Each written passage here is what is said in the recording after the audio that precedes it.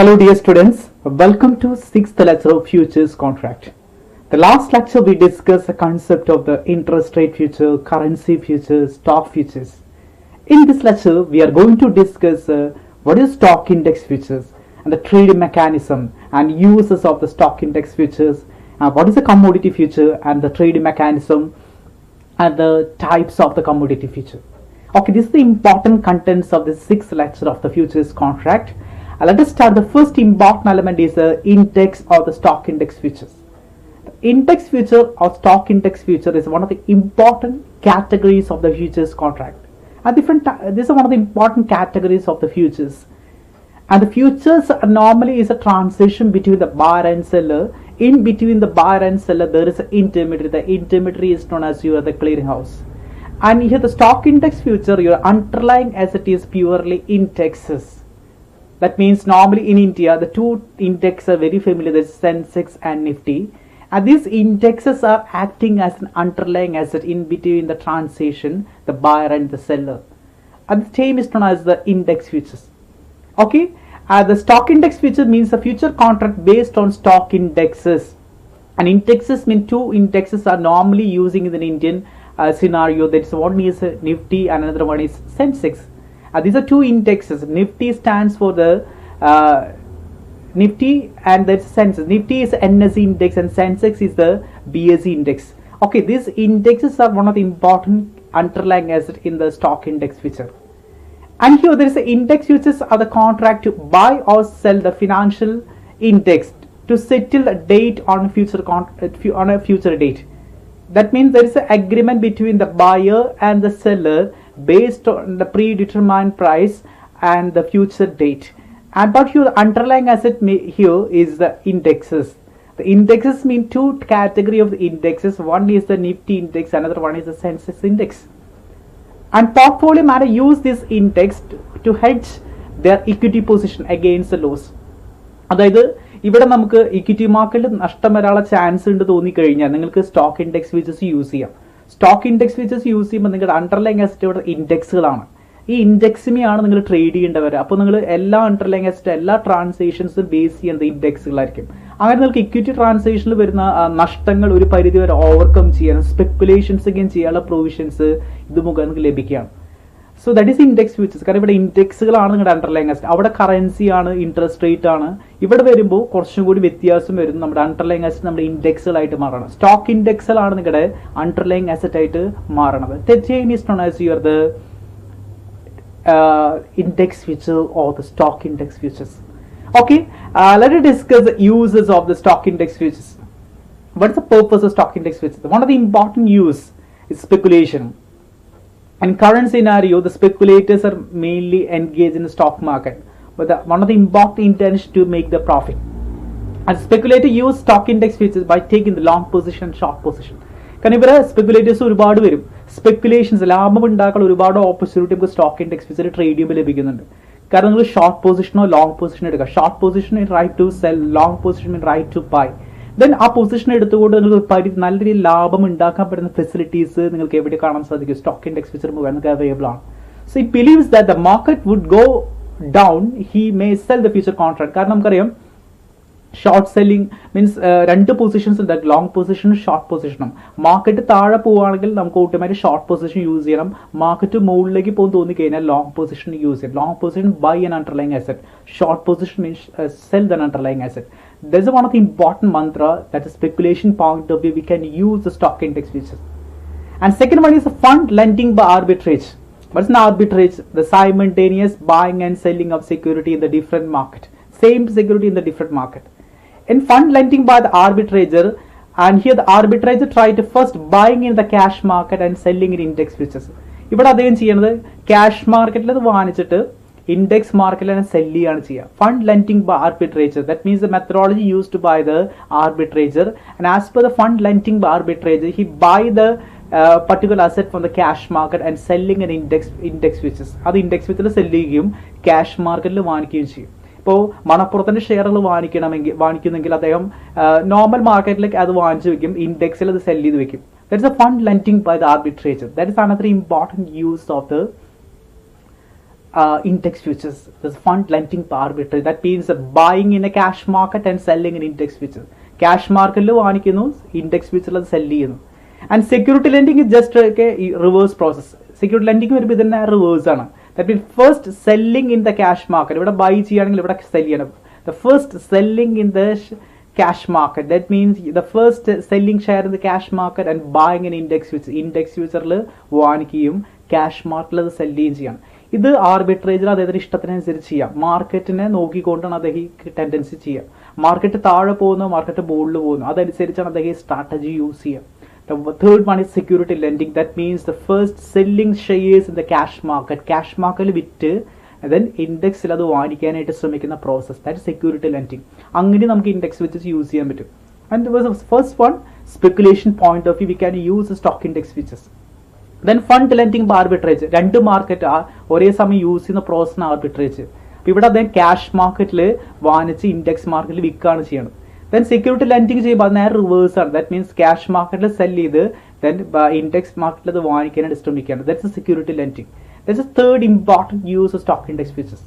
And fourth one is strategic arbitrage. In strategical arbitrage, the arbiter need not hold his position till the date of maturity. The difference with the future and spot market that does not remain the uniform.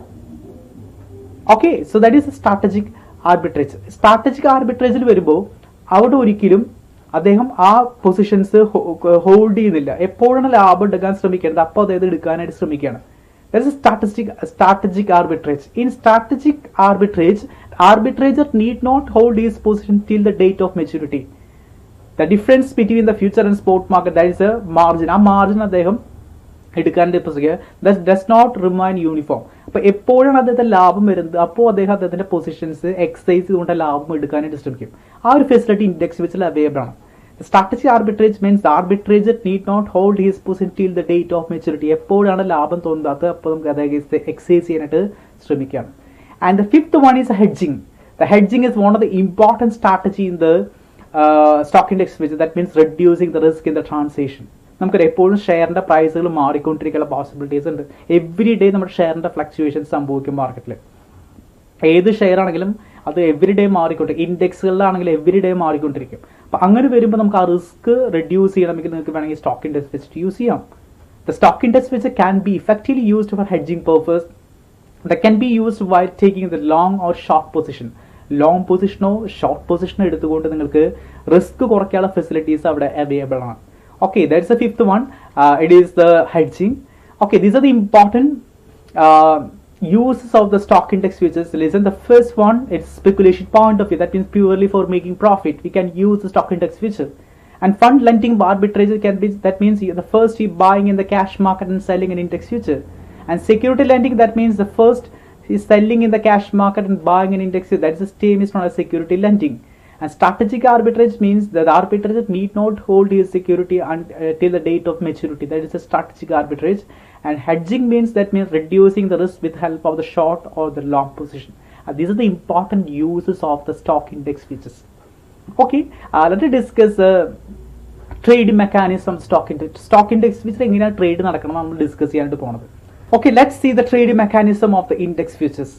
The investor decided to enter the NSE index future on 1st March. ഒരു investor തീരുമാനിക്കുകയാണ് NSEയുടെ ഇൻഡെക്സിൽ വാങ്ങിക്കുക means enter ചെയ്യുക. NSEയുടെ future index അതായത് index ഫ്യൂച്ചറിൽ ചെയ്യാതെ തീരുമാനിക്കുകയാണ്. Therefore investor can see 3 month contract. അതുകൊണ്ട് ഇൻവെസ്റ്റർ എന്ന് അറിയപ്പോഴും 3 മാസ കോൺട്രാക്ട് നമുക്ക് കാണാനായിട്ട് സാധിക്കും. അപ്പോൾ അദ്ദേഹം തീരുമാനിക്കുന്നത് മാർച്ചിലാണ് തീരുമാനിക്കണമെങ്കിൽ മാർച്ച് കാണാം, ഏപ്രിൽ കാണാം, മെയ് കാണാം. That is A normal provision. കാരണം ഇപ്പോൾ നമ്മൾ എൻട്രി ചെയ്യാൻ തീരുമാനിക്കുന്നത് അപ്പോൾ നമുക്ക് 3 മാസ കോൺട്രാക്ട് അവൈലബിൾ ആയിട്ട് കാണാനായിട്ട് സാധിക്കും എക്സ്ചേഞ്ചിൽ. അപ്പോൾ അദ്ദേഹം ഇൻഡെക്സ് ഫ്യൂച്ചർ എൻഗേജ് ചെയ്യാൻ തീരുമാനിക്കുകയാണ്. NSEയുടെ ഇൻഡെക്സ് ഫ്യൂച്ചറിൽ ഇൻവെസ്റ്റ് ചെയ്യാനായിട്ട് അദ്ദേഹം തീരുമാനിക്കണം. ഇൻവെസ്റ്റർ ഡിസൈഡ് ടു എൻറ്റർ തീരുമാനിച്ചു. Okay, so March, that's a 1 month contract, then April next month contract, and May is a 4 month contract. ഇതിൽ ഏത് കോൺട്രാക്ട് അദ്ദേഹത്തിന് എടുക്കാതെ ഇതിൻ്റെ താല്പര്യമാണ്. അപ്പോൾ അദ്ദേഹം തീരുമാനിച്ച് കഴിയുമ്പോൾ ഓട്ടോമാറ്റിക്കലി എക്സ്ചേഞ്ചിൻ്റെ റെഗുലേഷൻസ് ഉണ്ടായിരിക്കും. മിനിമം ഒരു ലോട്ടിൽ എടുക്കാൻ പറയും. 1 lot equal to the 100. 1 lot equal to the 100. Okay, the investor buy the one lot of 1st May 2002 ആണ് തീരുമാനിക്കുന്നത്. മെയ് മാസം ഫ്യൂച്ചർ കോൺട്രാക്ട് എടുക്കാനാണ് തീരുമാനിക്കുന്നത്. NSEയുടെ ഫ്യൂച്ചർ കോൺട്രാക്റ്റുകൾ നിൽക്കുന്നുണ്ട്, മാർച്ച് ഉണ്ട്, ഏപ്രിൽ ഉണ്ട്, മെയ് ഉണ്ട്. അത് തീരുമാനിക്കുന്നത് മെയ് മാസം എടുക്കാൻ തീരുമാനിക്കുകയാണ്. NSE index future on the 1st March അത് തീരുമാനിച്ചിട്ടുള്ള അദ്ദേഹം മെയ് മാസം ഫ്യൂച്ചർ കോൺട്രാക്ട് എടുക്കാൻ അദ്ദേഹം തീരുമാനിച്ചു. ആ സമയത്ത് ഫ്യൂച്ചേഴ്സ് നിൽക്കുന്നത് മീൻസ് NSEയുടെ ഇൻഡെക്സ് നിൽക്കുന്നത് 6000 ആണ്. അദ്ദേഹം എൻട്രി ചെയ്യാൻ തീരുമാനിച്ച ദിവസം, അതായത് മാർച്ച് 1 മെയ് മാസത്തെ ഫ്യൂച്ചർ ഇൻഡെക്സ് നിൽക്കുന്നത് 6000 ആണ്. 6000 പോയിന്റിലാണ് നിൽക്കുന്നത്. Okay, that's A valued at 6000. That's A contract 6000. The investor buy the one lot of 1st May 2012 NSE index future contract on 1st March valued at rupees 6000. 6000 ആണ് ആ സമയത്ത് future index നിൽക്കുന്നത്. ഏതിൻ്റെ? NSEയുടെ future index അദ്ദേഹം entry ചെയ്യാൻ തീരുമാനിച്ച ദിവസം നിൽക്കുന്നത് 6000 പോയിന്റിലാണ്. 6000 പോയിന്റ്, 6000 പോയിന്റ്. നമ്മളെപ്പോഴും പറയും ഇൻഡെക്സുകൾ നമ്മൾ പോയിന്റ്സിലാണ് പറയുക. 6000 പോയിന്റ്സിലാണ് അത് നിൽക്കുന്നത്. ഓക്കെ, സോ അപ്പോൾ നോർമലി നമുക്കറിയാം 3 മാർജിൻസ് വരും. ഇനീഷ്യൽ മാർജിൻ ഉണ്ട്, മെയിൻ്റനൻസ് മാർജിൻ ഉണ്ട്, വേരിയേഷൻ മാർജിൻ. ഇത് ഓൾറെഡി അവിടെ കാൽക്കുലേറ്റ് ചെയ്യേണ്ടതായിട്ട് വരും. അപ്പോൾ അദ്ദേഹം മെയ് മാസം കോൺട്രാക്ട് എൻട്രി ചെയ്യാൻ തീരുമാനിച്ചു. അപ്പോൾ അദ്ദേഹം എൻട്രി ചെയ്യാൻ തീരുമാനിച്ച ദിവസം നിൽക്കുന്ന ഇൻഡെക്സ് വാല്യൂ 6000 ആണ്. ദെൻ അപ്പോൾ 3 മാർജിൻസ് കാൽക്കുലേറ്റ് ചെയ്യണം. There is initial, there is a maintenance, there is a variation margin.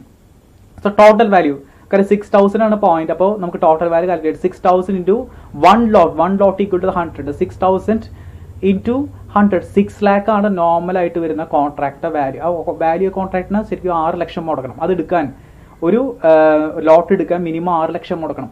പക്ഷെ നമുക്കറിയാം എപ്പോഴും ഇൻഡെക്സ് ഇവിടെ ഇനീഷ്യൽ മാർജിൻ പറയും exchange. So initial margin fixed by the exchange 10%. അപ്പോൾ 6 ലക്ഷം അടയ്ക്കേണ്ട ആവശ്യമില്ല. 6 lakhന് 10% അടച്ചാൽ മതി. സോ 6 lakhന് 10% 60,000 മാത്രമാണ്. 60,000 അടച്ചു കഴിഞ്ഞാൽ നമുക്ക് ഇനീഷ്യൽ മാർജിൻ അടച്ചു കഴിഞ്ഞാൽ പൊസിഷൻ എടുക്കാനുള്ള ഫ്രീഡം ഉണ്ട്. ഓക്കെ, അപ്പോൾ initial margin is 60,000. And the second one is maintenance margin. Maintenance margin is the normally 75% of the initial margin. അപ്പോൾ നമുക്കറിയാം 60,000 75%, 45,000 ആയിരിക്കും അതാണ് മെയിൻ്റനൻസ് മാർജിൻ. അത് നമ്മൾ ഡെയിലി മെയിൻറ്റെയിൻ ചെയ്തുകൊണ്ടിരിക്കണം. And the third one is a variation margin. അപ്പോൾ അതിൻ്റെ താഴെ പോവുകയാണെങ്കിൽ ബിലോ 45,000 പോകുന്നുണ്ടെങ്കിൽ അത് പറയുക വേരിയേഷൻ മാർജിൻ ആണ് പറയുക. ഈ 3 മാർജിൻസ് ആണ് നമുക്കിപ്പോൾ ട്രേഡിംഗ് മെക്കാനിക്സിൽ ഏറ്റവും ഇമ്പോർട്ടൻറ്റ് എലമെൻ്റ് ആയിട്ട് വരും. അപ്പോൾ ഈ 3 മാർജിൻസ് അവിടെ എക്സ്ചേഞ്ച് ഫിക്സ് ചെയ്ത് തരും. The initial margin, maintenance margin, variation margin. അപ്പോൾ ഇൻവെസ്റ്റർ തീരുമാനിക്കുന്നത് മെയ് മാസത്തെ ഫ്യൂച്ചർ കോൺട്രാക്ട് എടുക്കാൻ തീരുമാനിച്ചു. ആ സമയത്ത് ഫ്യൂച്ചർ ഇൻഡെക്സ് നിൽക്കുന്നത് 6000 പോയിന്റ് ആണ്. അപ്പോൾ automatically total contract value 6000 × 100 minimum ഒരു ലോട്ടയിൽ എടുക്കണം. അപ്പോൾ 6000 × 100 6 lakh ആണ് വരാം. then ഇനീഷ്യൽ മാർജിൻ 10% ആണ്, that's 60,000. Maintenance margin 75%, 45,000. And variation margin below the 45,000 is known as the variation margin. അപ്പോൾ ഈ നോർമൽ ക്രൈറ്റീരിയ എക്സൈസ് നമ്മളടുത്ത് പറയും. ഈ എങ്ങനെയാണ് ട്രേഡ് മുന്നോട്ട് പോകുമ്പോൾ എന്താണ് സംഭവിക്കുന്നത്, അപ്പോൾ എന്താണ് നമുക്ക് ആ ട്രേഡിൽ സംഭവിക്കുന്നത് നമുക്ക് നോക്കാനായിട്ട് ഇവിടെ കാണാം. Okay, listen.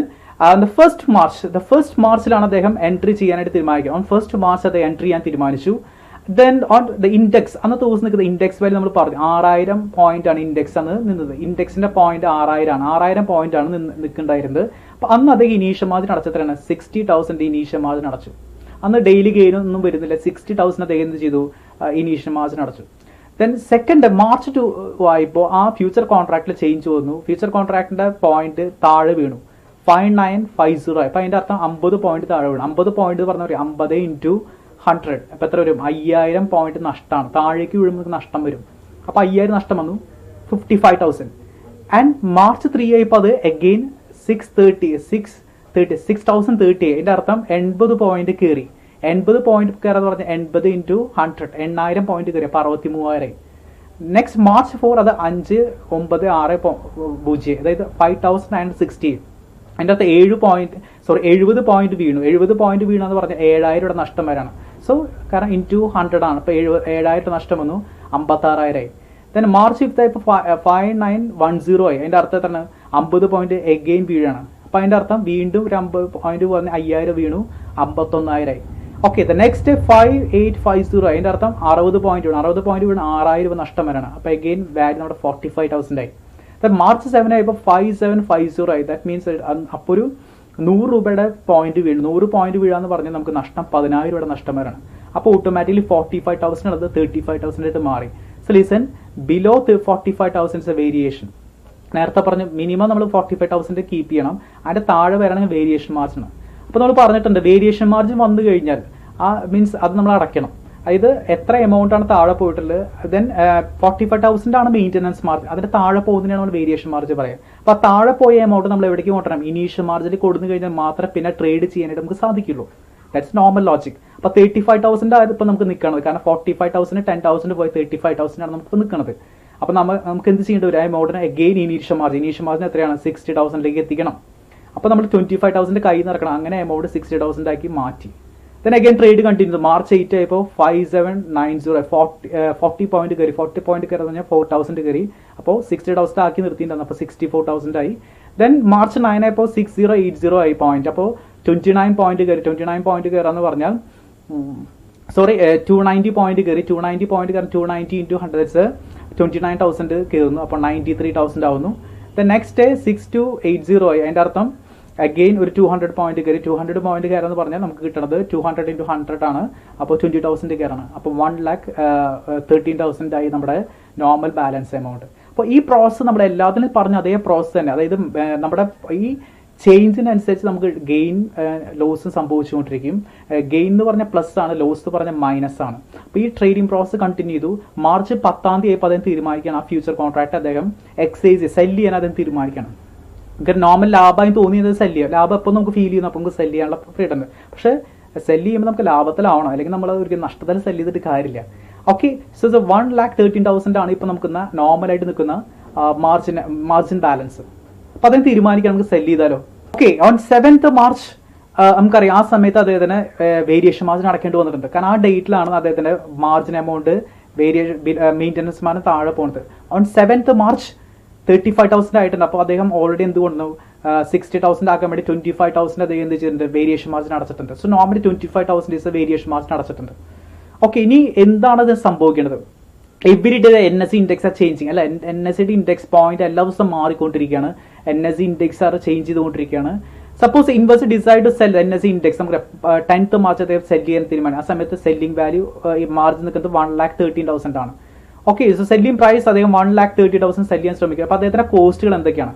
നോർമലി കോസ്റ്റ് 60,000 അദ്ദേഹം എന്ത് ചെയ്തിട്ടുണ്ട്, ഇനീഷ്യൽ മാർജിൻ അടച്ചിട്ടാണ് ട്രേഡ് സ്റ്റാർട്ട് ചെയ്തത്. അപ്പോൾ ഇനീഷ്യൽ മാർജിൻ അദ്ദേഹം 60,000 അടച്ചിട്ടുണ്ട്. ദെൻ പ്ലസ് 25,000 വേരിയേഷൻ മാർജിൻ അദ്ദേഹം കയ്യിൽ നിന്ന് ഇറക്കേണ്ടി വന്നിട്ടുണ്ട്. അപ്പോൾ അങ്ങനെ നോക്കുകയാണെങ്കിൽ ഒരു 85,000 അദ്ദേഹം കയ്യിൽ നിന്ന് ഇറക്കിയിട്ടുണ്ട്. അപ്പോൾ 60,000 ഇനീഷ്യൽ മാർജിൻ രൂപത്തിലും 25,000 വേരിയേഷൻ മാർജിൻ രൂപത്തിലും അദ്ദേഹം കയ്യിൽ നിന്ന് ഇറക്കേണ്ടതായിട്ട് വന്നിട്ടുണ്ട്. അപ്പോൾ അങ്ങനെ നോക്കുമ്പോൾ സെറ്റ് ചെയ്ത് കഴിഞ്ഞാൽ 1,13,000 മൈനസ് 85,000 28,000 അദ്ദേഹത്തിന് പ്രോഫിറ്റ് ആണ് ലഭിക്കേണ്ടത്. അപ്പോൾ ട്രേഡ് എക്സസൈസ് ചെയ്യുകയാണെങ്കിൽ മീൻസ് ആ കോൺട്രാക്ട് അദ്ദേഹം സെല്ല് ചെയ്യുകയാണെങ്കിൽ അദ്ദേഹത്തിന് 28,000 രൂപയുടെ പ്രോഫിറ്റ് അദ്ദേഹത്തിന് ലഭിക്കും നോർമലായിട്ട്. കാരണം അദ്ദേഹത്തിന്റെ പ്രോഫിറ്റ് വാല്യൂ 1,13,000 ഉണ്ടെങ്കിലും ആ അദ്ദേഹത്തിന്റെ കോസ്റ്റ് കഴിഞ്ഞ് 28,000 പ്രോഫിറ്റ് അതിന്റെ കയ്യിൽ ലഭിക്കണം. പ്രോഫിറ്റിലാണെങ്കിൽ മാത്രമേ ഈ കോൺട്രാക്ട് എക്സസൈസ് ചെയ്തിട്ട് കാര്യമുള്ളൂ, അല്ലെങ്കിൽ അദ്ദേഹത്തിന് നഷ്ടമാണ് സംഭവിക്കുക. That's A normal trading mechanisms regarding your the index future. Okay, this first he decided to enter the NSE index future, then decided to take the first May contract. On that day the future index is 6,000 ആയിരുന്നു. Normally initial margin total value of the contract 6 lakh ആണ്. So initial margin 60,000, the maintenance margin 45,000. Below that there is a variation margin, and the trade values are changed so fast. The first day the 6,000 point NSE index 6,000 ആയിരുന്നു. Then 60,000 is the marginal balance, and last day the every day is changing. On 7th March he has to pay the variation margin, and now the March 10 is 1,13,000, and after that he exercising the contract 1,13,000 minus the cost 60,000 plus 25,000 is a cost. Okay, so the last balance is 28,000. Okay, let us discuss another category of the future is a commodity future. The first category is discuss index future, and another category of the future is a commodity future. The commodity means your underlying asset is a commodity. That means physically delivered element. The term is not as a commodity. It's like gold, the pepper and the every rubber, all are the commodity future. And a commodity future, there is an agreement between two persons, the buyer and the seller, but the underlying asset is a particular commodity. And commodity means there's a physically delivered or the physical settlement. Normally, is the commodity features are the physical settlement element. Okay, the both parties of the contract obliged to trade on underlying asset on the future price and expiry date on the predetermined price on the future date. Okay, but the underlying asset is a commodity. And normally the 5 categories of the commodity. There is a grain, the grain futures, metal future, energy futures, soft futures, livestock futures. These are the different categories of commodity. ഇവിടെ commodity ഫ്യൂച്ചറിൽ വരുമ്പോൾ ഇവിടുത്തെ underlying അസറ്റുകൾ commodity ആണ്. കമ്മോഡിറ്റിനെ base കൊണ്ടാണ് നമ്മളിവിടെ trade മുഴുവൻ നടത്തുന്നത്. അപ്പോൾ നമ്മുടെ ഫിസിക്കൽ ഡെലിവറി എടുക്കാനുള്ള പ്രൊവിഷൻ ഉണ്ട്. നിങ്ങൾക്ക് ട്രേഡ് ചെയ്യുമ്പോൾ ബയ്യർക്കും സെല്ലർക്കും ട്രേഡ് വരുമ്പോൾ അവിടെ ബയ്യറിന് ഫിസിക്കൽ ഡെലിവറി എടുക്കാനുള്ള പ്രൊവിഷൻസ് കമ്മോഡിറ്റി ഫ്യൂച്ചറിൽ കാണാനായിട്ട് സാധിക്കും. അപ്പോൾ ഇവിടെ നോർമലായിട്ട് വരുന്ന അണ്ടർലൈങ് അസറ്റ് കമ്മോഡിറ്റികളായിരിക്കും. റബ്ബർ, പെപ്പർ, ഗോൾഡ്, ഇതൊക്കെ ഇവിടുത്തെ കമ്മോഡിറ്റീസ് ആണ്. ഇതൊക്കെ ഫിസിക്കൽ ഡെലിവറി എടുക്കാൻ സാധിക്കും. ഇതൊക്കെ നമ്മുടെ അണ്ടർലൈങ് അസറ്റായിട്ട് മാറാം. അപ്പോൾ ഇവിടുത്തെ അണ്ടർലൈങ് അസറ്റ് കമ്മോഡിറ്റി ആണ്.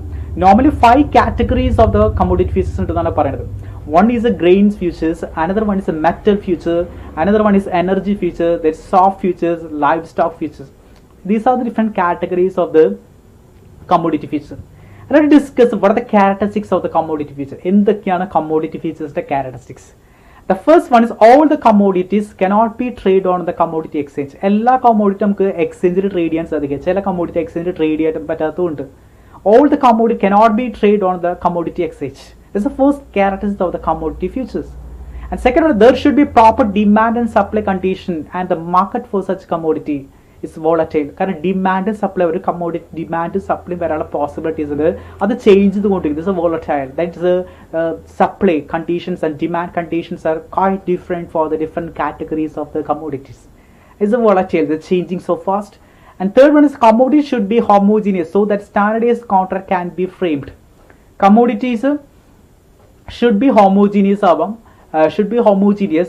so that the standardized contract can be framed. അതുകൊണ്ട് നമുക്ക് ഇവിടെ സ്റ്റാൻഡർഡൈസ്ഡ് കോൺട്രാക്ട് ഫ്രെയിം ചെയ്യാൻ സാധിക്കും. എക്സ്ചേഞ്ച് മുഖേന ട്രേഡ് നമുക്ക് കൊടുക്കാനായിട്ട് ഇവിടെ സാധിക്കും.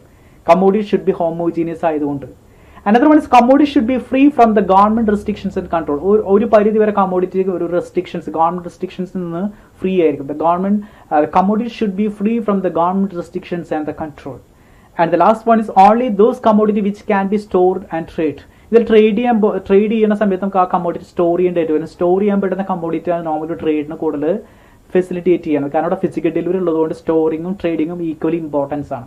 ദാറ്റ് മീൻസ് ആ ഒരു കൺസെപ്റ്റിന് ഇമ്പോർട്ടൻസ് ഇവിടെ വരുന്നുണ്ട്. Okay, these are the important categories of the commodity futures. First one, all the commodity cannot be traded on the future commodity exchange. And there should be the proper demand and supply condition and the market for such commodity. A commodity should be homogeneous so that the standardized contract can be framed. A commodity should be free from the government restrictions and the control. And the last, only those commodity which can be stored or traded. These are the important characteristics of the commodity futures. And let us discuss about different categories of the commodity futures. There are different categories of the commodity future. And the first one, grains. ധാന്യങ്ങൾ നമ്മൾ പറയാറില്ലേ, ധാന്യവർഗ്ഗങ്ങൾ എന്ന് പറയുന്നത് ആ ഒരു category of futures ആണ് first one. The grains are normally involved soybean, rice futures, oats futures, wheat futures. These are the important categories of the grain futures. Grain means ധാന്യവർഗ്ഗത്തിൽപ്പെട്ട എലമെന്റുകളായിരിക്കാം. Like a soybean, corns, rice future, oats, wheat. These are different categories of the grain futures. A grain future deal with all the kinds of the grains, and the most popular trade route one being the corn futures, soybean, rice future, oats, and the wheat. These are different categories of the grain future. The first category is the grains futures, and second one is the metal. Metal future normally is including the gold and silver. ഇവിടെ ഏറ്റവും കൂടുതൽ gold silver ആണ്. The metal futures are commodities that deal with the trading precious gold, silver, copper, then the platinum. ഇതൊക്കെയാണ് normal വരാം. ഇവിടെ gold വരാം, silver വരാം, platinum വരാം, then പലാഡിയം. ഇതൊക്കെ നമുക്ക് ഇവിടെ ട്രേഡ് വരാം. ഇവിടെ ഏറ്റവും കൂടുതൽ മെറ്റൽസിനാണ് ഇമ്പോർട്ടൻസ് വരുന്നത്. അപ്പോൾ ഗോൾഡ്, സിൽവർ, ഇത്രയും എലമെന്റ്സുകളാണ് ഇവിടെ ഏറ്റവും കൂടുതൽ ട്രേഡിനെ പ്രൊമോട്ട് ചെയ്യുക. The second category is A metal future. That means gold, you are the copper, the platinum, all the important categories of the metal future. The second one, that's A metal future. And third one is A energy future. Energy future, that means this like a futures is also relating with the crude oil, Brent crude oil, heating oil, unleaded gas oil and natural gas futures. ഇതൊക്കെ ഇവിടെ വരും. ഇവിടെ എനർജിക്കാണ് importance. Energy futures are highly seasonal and can be extremely rewarding the futures trade. So these categories include the crude oil, the Brent crude oil, heating oil, and also the natural gas. ഇത്തരം energy വരുന്ന element, ഈ ഇത്രയും energy എലമെന്റുകളാണ് ഇതിൽ കൂടുതൽ consider ചെയ്യാൻ, means ഈ ഫ്യൂച്ചറിൽ കൂടുതൽ കൺസിഡർ ചെയ്യുന്നത്. Okay, the third category is energy futures. Energy also highly seasonal. കാരണം സീസണിലാണ്, ഒരു സീസണിൽ അതിന് ഡിമാൻഡ് ഏറ്റവും കൂടുതൽ വരും.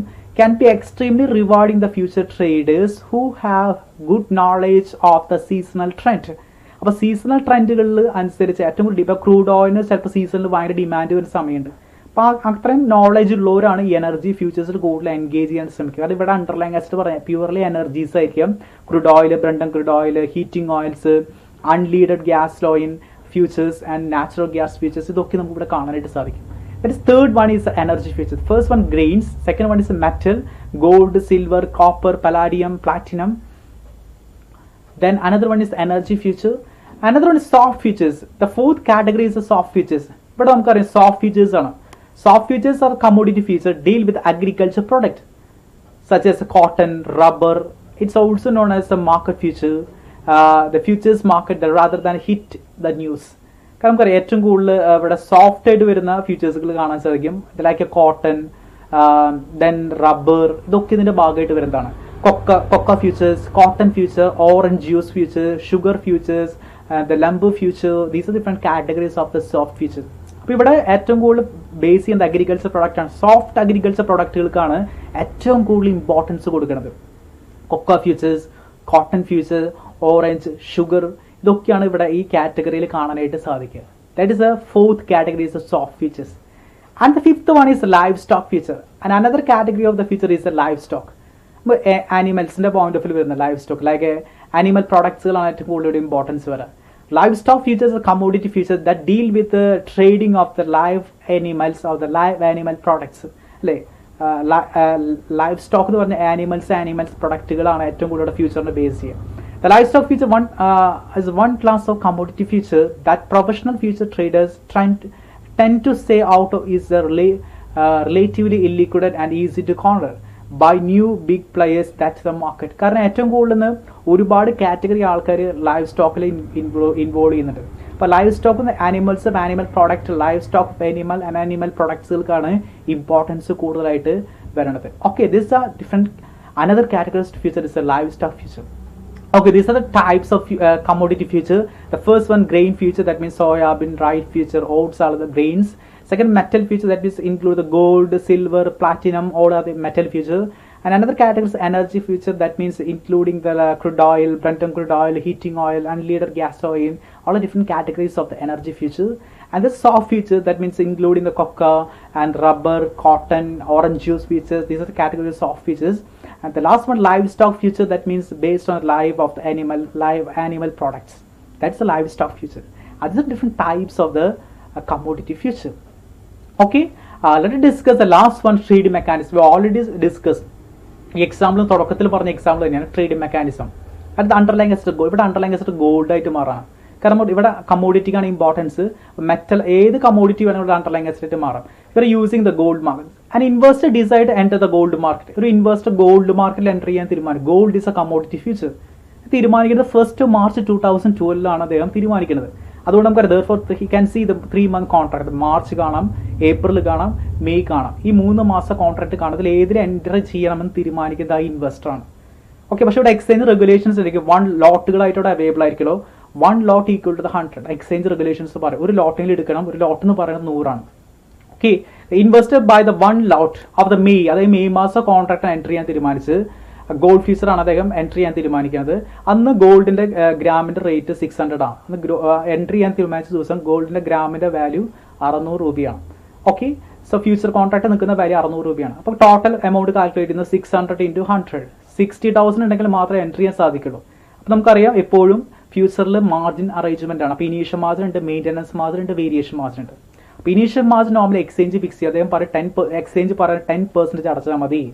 അപ്പോൾ നമ്മൾ അതിന് 10% അടച്ച് 60,000 10% 6,000 അടച്ചു കഴിഞ്ഞാൽ നമുക്ക് നോർമലി കോൺട്രാക്റ്റിൽ എൻട്രി ചെയ്യാനുള്ള പ്രൊവിഷനായി. ആൻഡ് സൈമൾട്ടേനിയസ് എക്സ്ചേഞ്ച് പറയും there is a maintenance, there is a variation. Maintenance margin is 75% of your the initial margin. There's normally 6,000 is the initial margin, 75% of the initial margin 45,000, and below that there is a variation margin. ഇതാണ് normal ആയിട്ട് വരുന്ന conditions. ഈ condition വെച്ചുകൊണ്ടാണ് trade ചെയ്യാനായിട്ട് നമുക്ക് സാധിക്കണം. നേരത്തെ പറഞ്ഞിട്ടുണ്ട് സെയിം എക്സാമ്പിൾ തന്നെ ഇവിടെ ഗോൾഡ് വന്നെന്നുള്ളൂ, വേറൊരു ചേഞ്ചും വന്നിട്ടില്ല. നമ്മൾ തുടക്കത്തിൽ മാർക്കറ്റ് ടു മാർക്കറ്റ് ഈ എക്സാമ്പിൾ ഓൾറെഡി കോട്ട് ചെയ്ത് പറഞ്ഞതാണ്. ഓക്കെ, സോ ഇതിന് എക്സാമ്പിൾ ആയിട്ട് എഗെയിൻ സ്പെസിഫൈ ചെയ്ത് പറയുന്നു. ഇൻവെസ്റ്റർ ഗോൾഡ് മാർക്കിൽ എൻട്രി ചെയ്യുന്നു, അദ്ദേഹത്തിന് 3 മാസത്തെ കോൺട്രാക്ട് കാണാൻ സാധിക്കുന്നു, അദ്ദേഹത്തിന് ഇഷ്ടമുള്ള കോൺട്രാക്ട് അതായത് മെയ് മാസത്തെ കോൺട്രാക്ട് ഇൻവോൾവ് ചെയ്യാൻ തീരുമാനിച്ചു. ആ സമയത്ത് ഗോൾഡിന്റെ പ്രൈസ് ഗ്രാമിന് 600 രൂപയായിരുന്നു. ഓക്കെ, ദെൻ അപ്പോൾ total value of the contract കണ്ടുപിടിച്ചു, initial margin, maintenance margin, variation margin. ഇനി ആ ട്രേഡ് എക്സിക്യൂട്ട് ചെയ്യുന്നത് കാണാൻ സാധിക്കുകയാണ്. മാർച്ച് 1 അദ്ദേഹം എൻട്രി ചെയ്യണത്. ഓക്കെ, മാർച്ച് 1 അദ്ദേഹം എൻട്രി ചെയ്യണ സമയത്ത് നമുക്കറിയാം ആ സമയത്ത് നിൽക്കുന്ന ഗോൾഡിന്റെ ഗ്രാം വാല്യൂ 600 ആയിരുന്നു. ദെൻ 600 അദ്ദേഹം എൻട്രി ചെയ്യുമ്പോൾ മാർജിൻ അടച്ചു, 6000 റുപ്പീസിന്റെ മാർജിൻ അദ്ദേഹം അടച്ചു. 6000 മാർച്ച് 2 ആയപ്പോൾ ആ ഫ്യൂച്ചർ ഗോൾഡിന്റെ ഫ്യൂച്ചർ താഴേക്ക് വന്നു 595. അപ്പോൾ അതിന്റെ അർത്ഥം 5 രൂപ താഴെ വന്നു. 5 രൂപ താഴെ വരെ പറഞ്ഞാൽ 5 ഇൻറ്റു ലോട്ട് 100 500 രൂപ താഴെ പോയി. അപ്പോൾ നോട്ട് ഓട്ടോമാറ്റിക്കലി 5500 ആയി അദ്ദേഹത്തിന്റെ balance amount, margin balance. March 3 ആയപ്പോൾ 603, 8 രൂപ കയറി. അപ്പോൾ 800 രൂപ കയറുന്നു, 6300 ആയി, 6300 ആയി. ദെൻ മാർച്ച് 4 അപ്പോൾ 590, അപ്പോൾ 7 രൂപ താഴെ പോയി, 700 താഴെ പോകുന്നു, 5600 ആവുന്നു. ഓക്കെ, ഇത് മാർച്ച് 591 ആയപ്പോൾ 5 രൂപ താഴെ 500 രൂപ പോകുന്നു, 5100 ആവുന്നു. മാർച്ച് 6 585, 6 രൂപ താഴെ പോയി, ഓട്ടോമാറ്റിക്കലി മാർജിൻ ബാലൻസ് 4500 ആവുന്നു. മാർച്ച് 7 ആയപ്പോൾ അത് 575, 10 രൂപ താഴെ പോയി, അപ്പോൾ 1000 രൂപ പോയി, 10 രൂപ 10 1000 രൂപ പോകുന്നു, 3500 ആവുന്നു. ശ്രദ്ധിക്കുക, below the 4500 days variation margin. അപ്പോൾ നമ്മൾ എന്ത് ചെയ്യണം? വേരിയേഷൻ മാർജിൻ അടക്കേണ്ടി വരും. അതായത് എത്രയാണ് നിങ്ങൾ താഴെ പോകുന്ന എമൗണ്ട്, ആ എമൗണ്ട് എവിടേക്ക് കൊണ്ടുവരണം? ഇനീഷ്യൽ മാർജിലേക്ക് കൊണ്ടുവരണം. ഇനീഷ്യൽ മാർജിൻ 6000 ആണ്. അപ്പോൾ ഇവിടെ നിൽക്കുന്നത് 3500 നമ്മൾ എന്ത് ചെയ്യണം? എഗെയിൻ അതിനെ ഇനീഷ്യൽ മാർജിലേക്ക് കൊണ്ടുവരണം. അപ്പോൾ എത്ര കയ്യിൽ നിന്ന് ഇറക്കേണ്ടി വരും? 2500 കയ്യിൽ നിന്ന് ഇറക്കണം.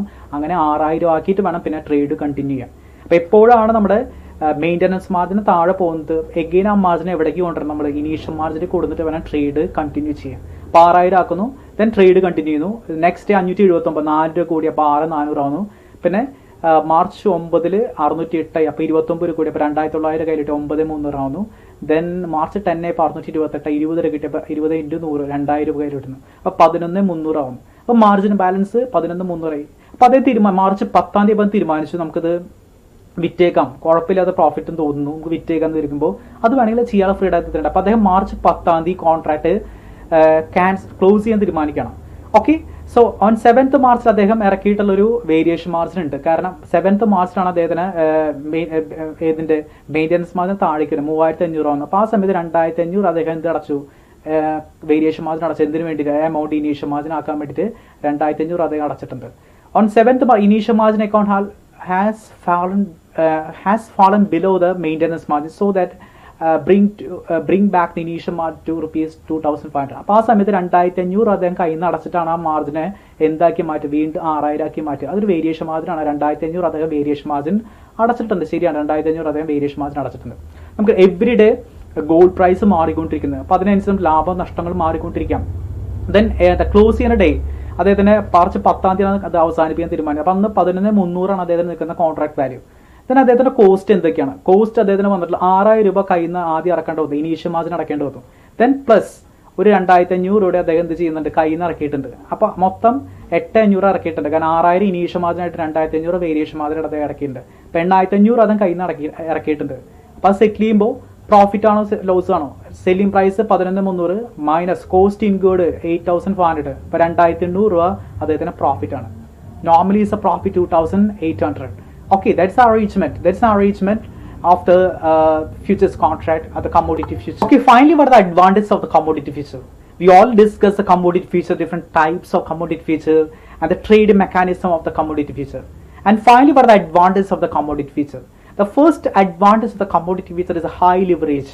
The leverage means there is the flexibility that is enjoyed, high profitability is enjoyed. That means profitability can be is fluctuated according to the changes in the underlying asset. There's a high leverage. There's a high leverage is available to the commodity futures. And second one is less manipulations, because everything is controlled by the exchange. That there's no chance for the manipulation, or there's a less chance in the manipulation of the price of the commodity. The second one is there is less manipulation. And third one is a diversification. You can cancel your contract any time that you like. It's a discretion of the investor. So as a diversification can be reduce the risk with the help of the hedging mechanism. The third important one is a diversification. And fourth one is hedge against a price fluctuation. Can be easily hedge your the adverse movement. That means reduce the risk with the help of the commodity future. Suppose you're engaging the gold market, you can be controlled the fluctuations with help of the commodity future. That means reduce the risk with help of the commodity future. There's a hedge against price fluctuations. And fifth one is control your cost. You can able to control your cost. You can decide your the profit at any time. That's a controlling your the cost. The last one is ensure the continuous supply. There is a continuous market, there is a continuous supply. The commodity market is normally 24-hour market. There is ensure the continuous supply of the commodity, and there is a proper balancing of the demand and supply. Okay, these are the important advantages of the commodity, which there's high leverage, there's less manipulations, diversification, hedge against the price fluctuation, control your cost, and ensure the continuous supply. Okay, let me conclude the first we discuss what you mean by the team is you are the first important category of the future this lecture, that is you are the index futures. The index future, that means you are the underlying asset is the index. That means normally two index in India, that's the Nifty index and census index. And these are two categories of the index, and these index are acting as an underlying asset. There's the first one, that is index future, and this is the use of the index with speculation, fund lending, arbitrages, security lending, strategic arbitrage, and hedging. And these are the uses of the index future. And this is the trading mechanism of the index future, and the trade are based on the underlying asset, and underlying asset is the index. Here the trading mechanism is explained with help of the NS index, and last day getting the profit of 28,000. Okay. And another one is a commodity feature. The commodity feature, that your underlying asset is a commodity. The commodity is acting as your underlying asset. Different categories of the commodity, like the grain future, metal, energy, soft. These are different categories of the commodity. And these are characteristics. Commodity cannot be traded commodity exchange. All the commodity cannot be traded the commodity exchange. And commodity should be homogeneous so that standardized contract can be framed. Commodity should be free from the government restrictions and the control, and only those commodities which can be stored or are traded. Stored or traded. Store ചെയ്യാൻ പറ്റുന്ന commodity നമുക്ക് trade ചെയ്യാനായിട്ട് normally സാധിക്കുക. Okay, there's different types of commodity. Grains like a soybean, rice future. Metal like a gold, your silver, platinum, all other metal. Energy means you're the crude oil, Brent crude oils, and heating oil. All are different categories of the energy futures. And soft futures, which include the cotton, rubber, and the cotton futures, and you're the orange juice futures, sugar futures, are different categories of soft futures. The last one, the livestock future. That means the livestock, live animal product acting as an underlying asset. These are trade mechanism. There's a gold is here, the underlying asset, or the trade is established with help of the gold, with help of this commodity. There's a gold, and the changes in the gold price affecting your the profit and loss. The last, the investor getting 2,800 as a profit. And the final one is the advantage of the commodity future. There's high leverage, less manipulation, diversification, hedge against the price fluctuation, control your cost, ensuring the continuous supply. These are the advantages of your the commodity futures. Okay, anyway, thank you so much, and thank you for watching me.